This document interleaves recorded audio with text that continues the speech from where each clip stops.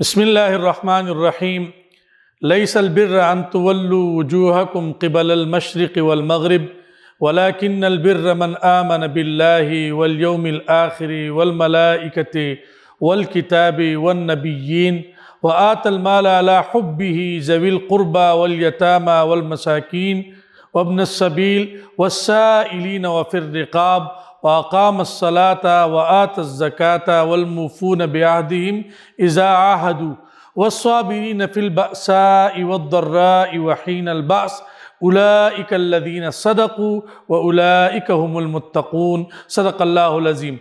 عزیزان گرامی، میں نے سورہ بقرہ کی آیت نمبر 177 آپ کے سامنے تلاوت کی ہے، اور اس آیت کریمہ میں اللہ رب العالمین نے نیکی کا جامع تصور ہمارے سامنے واضح کیا ہے۔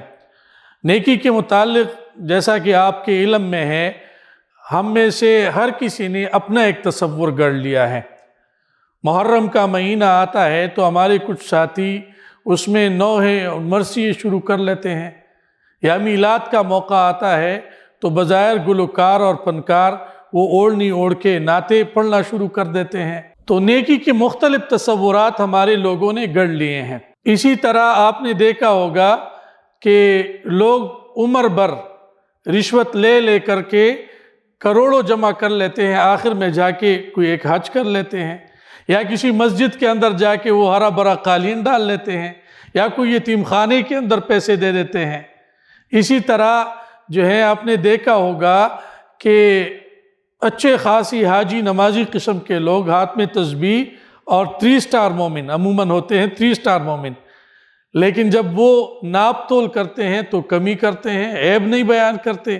جب آپ ان سے پوچھیں کہ بھئی یہ آپ یعنی اتنے نیک آدمی ہیں، آپ نمازی آدمی ہیں، آپ چیز بیچتے ہوئے عیب نہیں بیان کر رہے ہیں، تو وہ کہتے ہیں کہ یہ میری دنیا داری ہے، اور وہ جو میں رکعت پڑھ رہا ہوں وہ میری دینداری ہے۔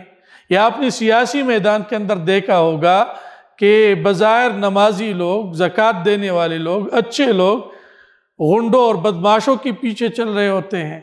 یعنی ہر کسی نے اپنے اپنے نیکی کا ایک تصور جو ہے وہ بنا دیا ہے، اور اپنے اپنے تصورات کے مطابق وہ چل رہا ہے۔ وہ اب 3 اندھوں کا واقعہ آپ نے سنا ہوگا کہ ان سے کسی نے پوچھا کہ ہاتھی کس طرح کی چیز ہے، تو ظاہر ہے کہ تینوں نے ہاتھی کو نہ محسوس کیا تھا نہ کبھی دیکھا تھا، اندھے تھے۔ تو کوئی لے کے گیا تو ایک کا ہاتھ پڑ گیا ہاتھی کے پیر پہ، اگلے کا اس کے سونڈ پہ، اور کسی نے کان پکڑ لیا۔ اب تینوں آ گئے تو تینوں سے جب ہاتھی کے بارے میں پوچھا گیا تو کوئی کہے کہ یہ جو ہے ہتھ پین اس کی طرح یہ ایک چیز ہے، کسی نے جس کا پیر پہ ہاتھ آ گیا ہوا تھا تو وہ کہہ رہا تھا کہ یہ پلر کی مانند کوئی چیز ہے، جس نے سونڈ پکڑا تھا تو وہ کہہ رہا تھا کہ یہ موٹی پائپ کی طرح ایک چیز ہے۔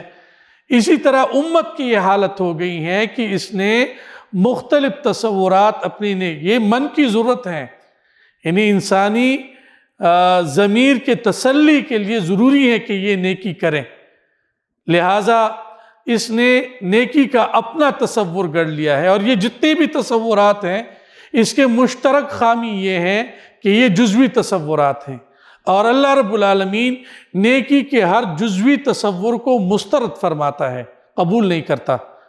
قرآن مجید کے اندر ہیں افتؤمنون ببعض الکتاب وتکفرون ببعض فما جزاء من يفعل ذلك منكم الا خزي في الحیاة الدنیا ویوم القیامة یردون الى اشد العذاب۔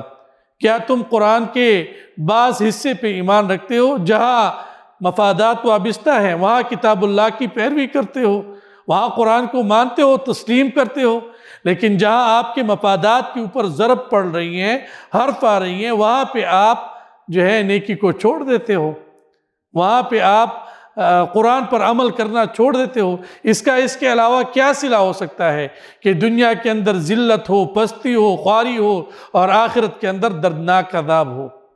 لہٰذا جو جزوی نیکی ہے اللہ رب العالمین قبول نہیں فرمائے گا۔ اور اس کے بعد لیکن البر من آمن باللہ، نیکی یہ ہے کہ اللہ رب العالمین پر حقیقی معنوں میں ایمان لایا جائے، اس کو مطاع، اس کو وکیل، اس کو کفیل، اس کو کارساز، اس کو خالق، اس کو مالک، اس کو رب، تمام معنوں کے اندر پورے شعور اور ادراک کے ساتھ تسلیم کیا جائے۔ من آمن باللہ والیوم الآخر، اور آخرت پر ایمان۔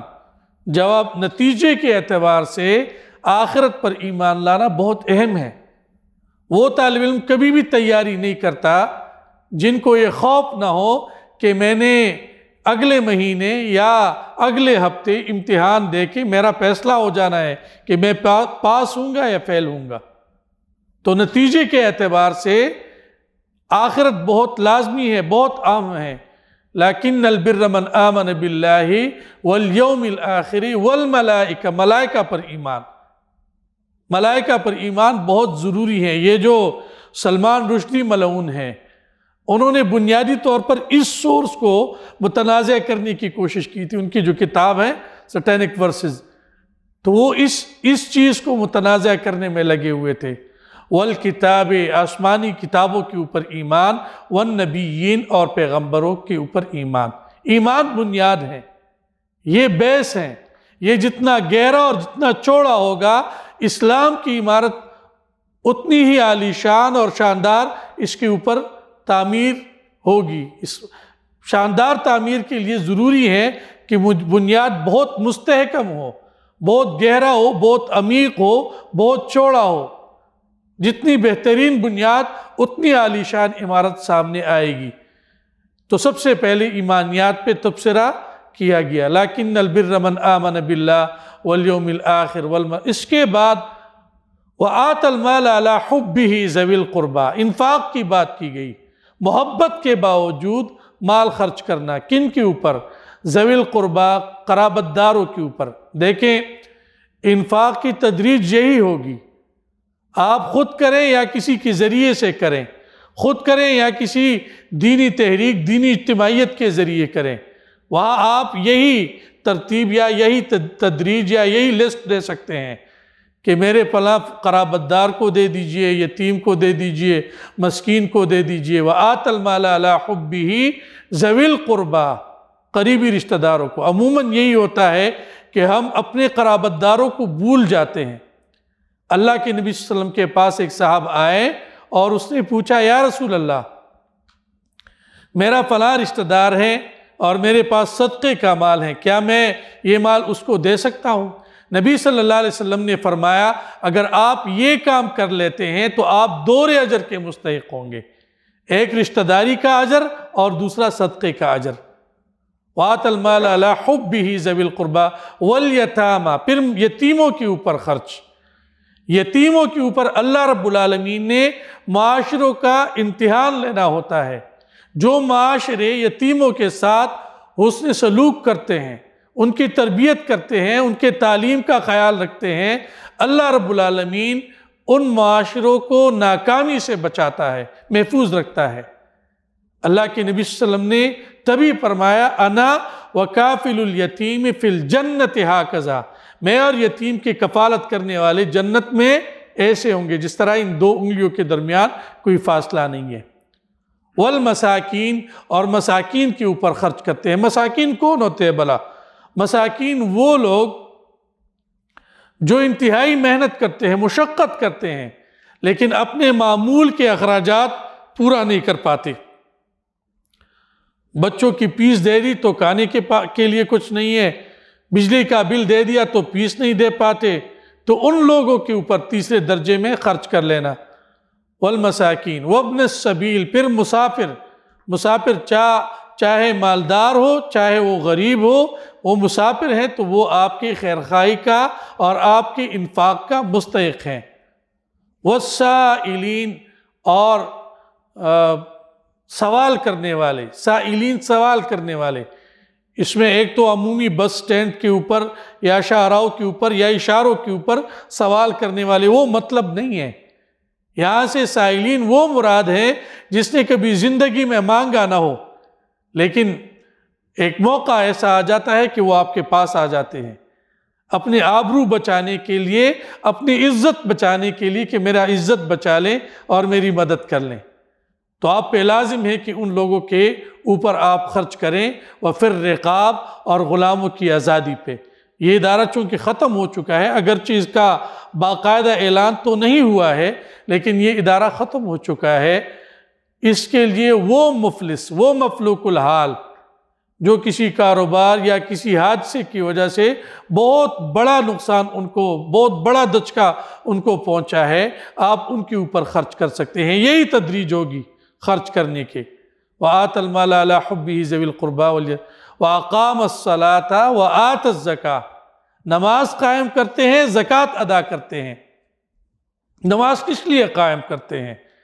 اقیم الصلاۃ لذکری، اللہ کی یاد کے لیے نماز قائم کرتے ہیں۔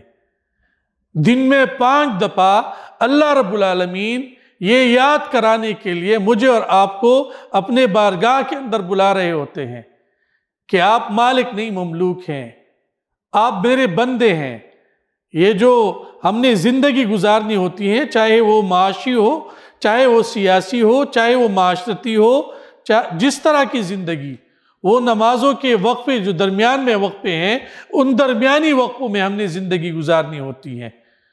تو ان درمیانی وقفوں کے لیے اللہ رب العالمین احسان کر رہا ہے کہ دن میں 5 دفعہ یاد دہانی کے لیے ہمیں طلب فرما رہے ہیں، اور وہاں ہم چلے جاتے ہیں۔ مثال کے طور پہ ایک مثال سے سمجھ لیجئے کہ آپ کا کوئی لاڈلا بیٹا ہے، وہ دن میں آپ کو 5 دفعہ فون کرے کہ بابا میرے لیے فلاں کھلونا لے کے آنا، میرے لیے فلاں ڈش لے کے آنا، کوئی چیز جو بھی اس کی مرضی کی ہو، وہ 5 دفعہ آپ کو فون کرے، تو کوئی باپ بھول سکتا ہے؟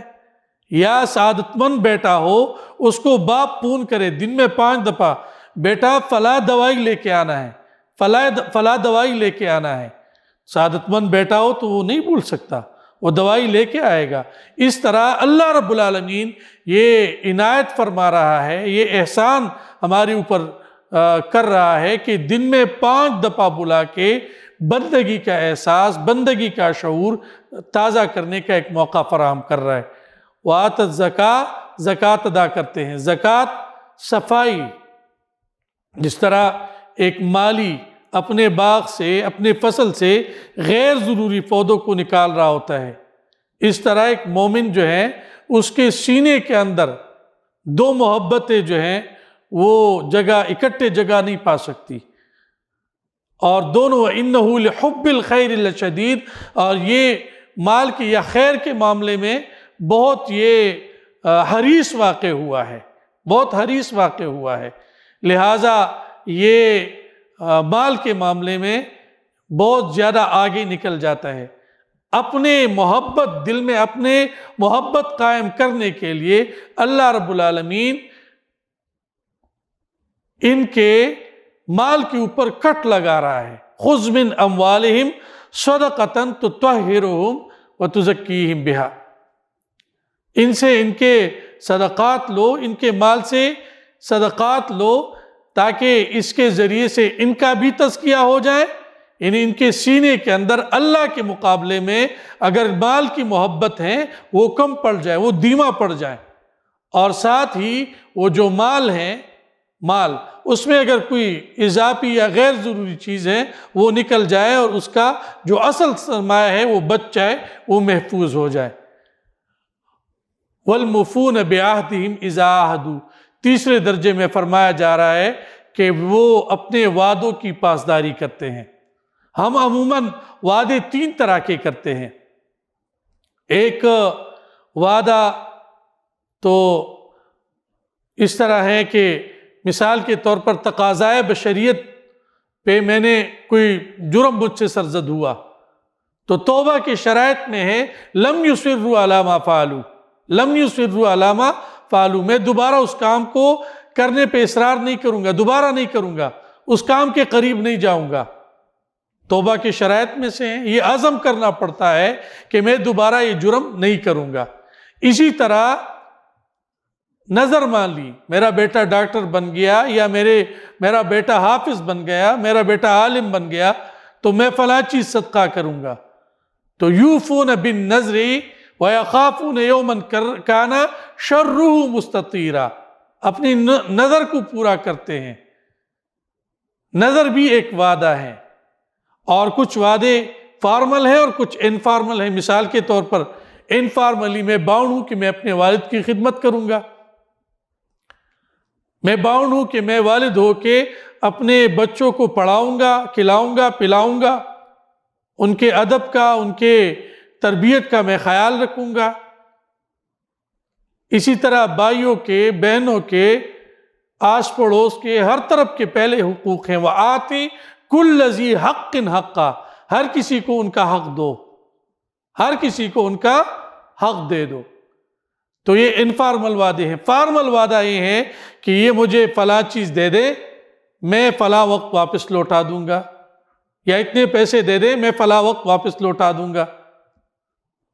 یہ فارمل وعدے ہیں۔ اور ایک وعدہ وہ ہے جو ہم نے عالم ارواح کے اندر کیا ہے۔ الستُ بربکم، ہم سے پوچھا گیا کہ کیا میں آپ کا رب ہوں یا نہیں؟ وہاں پہ ہم نے ایک زباں ہو کے جواب دیا تھا، بلا وربنا، کیوں نہیں، آپ ہمارے پروردگار ہیں۔ تو یہ جتنے بھی وعدے ہیں، اوفوا بالعہد ان العہد کان مسئولا، ان وعدوں کی پاسداری کرو کیونکہ ان وعدوں کے متعلق پوچھا جائے گا۔ حدیث میں ہے نا، لا ایمان لمن لا امانت لہ ولا دین لمن لا عہد لہ، اس آدمی کا دین نہیں ہے جس کے اندر وعدے کے پاسداری نہیں ہے۔ والصابرین فی البأساء والضراء وحین الباس، سختیوں میں، مشکلات میں، آزمائشوں میں صبر کرنے والے لوگ ہوتے ہیں، مشکلات میں، سختیوں میں کڑے ہونے والے لوگ، اس میں استقامت اختیار کرنے والے لوگ، اس میں صبر اختیار کرنے والے لوگ، اولئک الذین صدقوا، جس کے اندر یہ اوصاف ہیں تو یہ اپنے دعوی ایمان کے اندر سچے ہیں۔ وَأُولَئِكَ هُمُ الْمُتَّقُونَ، اور یہ وہ لوگ ہیں جو اپنے دعوی ایمان کے اندر یہ جو ہیں یہ اللہ کا خوف رکھنے والے لوگ ہیں۔